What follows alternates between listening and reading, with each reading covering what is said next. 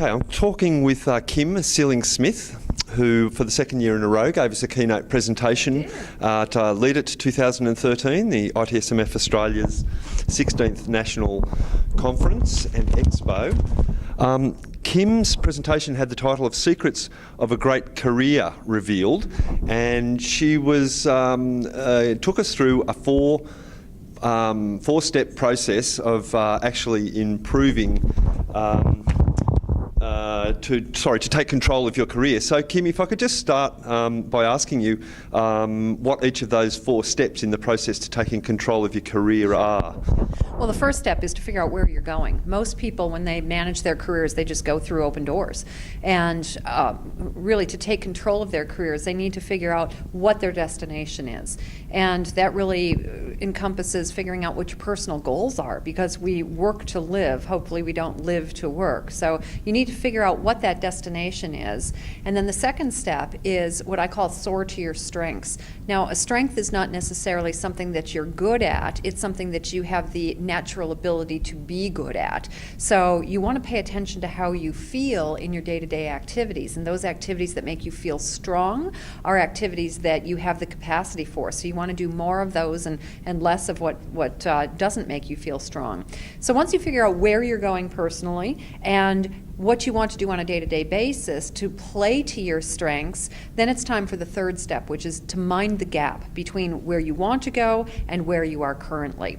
And there are a couple of things that you need to do. First of all, you'll find that you have a number of different options available to you. So you want to use a specific tool called a decision matrix to really objectively decide on the correct course of action, the correct opportunity to go after, and then put together an action plan to be able to mind the gap between where you are now and where you're going. Now, that action plan should probably encompass learning and growing and developing, accumulating some skills and abilities that you don't have.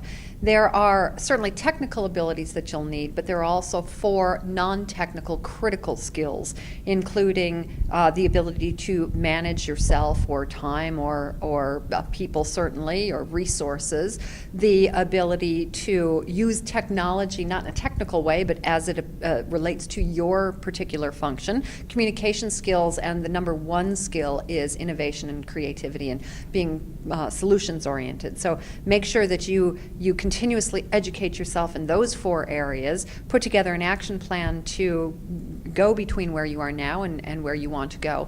And then the 4th step is being able to condition resilience, to be able to rebound from those setbacks without getting stuck like the proverbial deer in headlights, because no life or no professional career certainly is without setbacks. So it's just a matter of being able to pick yourself up and dust yourself off and move beyond those setbacks.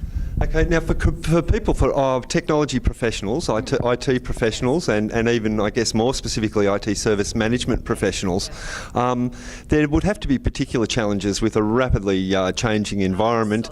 And so is there any sort of, particular messages that you should give to technology professionals about, how they can manage their careers better?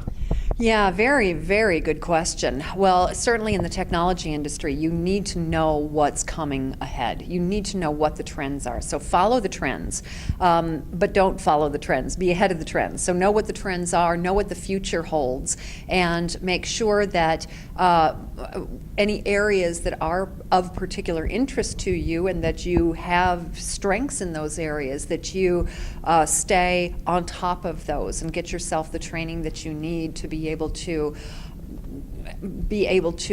be relevant in a very, very changing world. Okay, and if you, I guess that there's also, that ability you mentioned to. Hang on, I'm going to cut and paste this. I lost my train of thought on that particular question. Fortunately, I have the ability to cut and paste.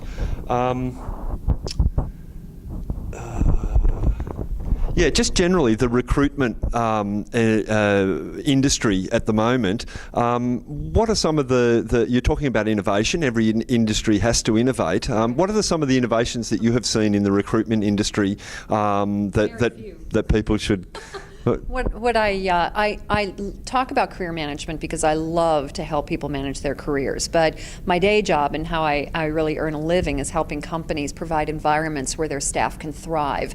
And one of the things that I do is I help companies hire better people more effectively for less money and bypass recruiters, because quite frankly, recruiters on the main are not innovating as much as they should be. And so you can do what most recruiters do using the fabulous tool that is LinkedIn, and really getting your head around what competencies you want to hire for, and then structuring questions and holding candidates' feet to the fire around those competencies. That's a much, much better way to recruit.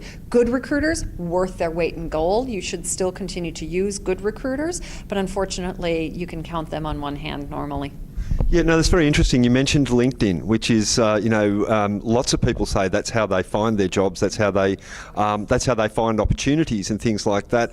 Can you suggest a couple of ways that people can use LinkedIn better to enhance their career opportunities? Yes. As a matter of fact, I've just written a best practices profile guide. The first thing that you want to do is you want to make sure that you have a very robust, very descriptive, very marketing-oriented profile, so that the reader can look at your profile and not understand what you do, because nobody cares about what you do.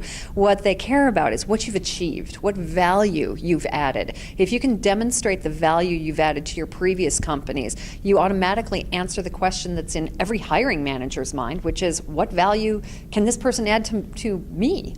So yes, that's the first thing that you can do. The other things are to participate in groups and to get yourself known in your community or your tribe. Okay, thanks very much, Kim. It's a pleasure to listen to you present this morning. Thank you. Thank you very much.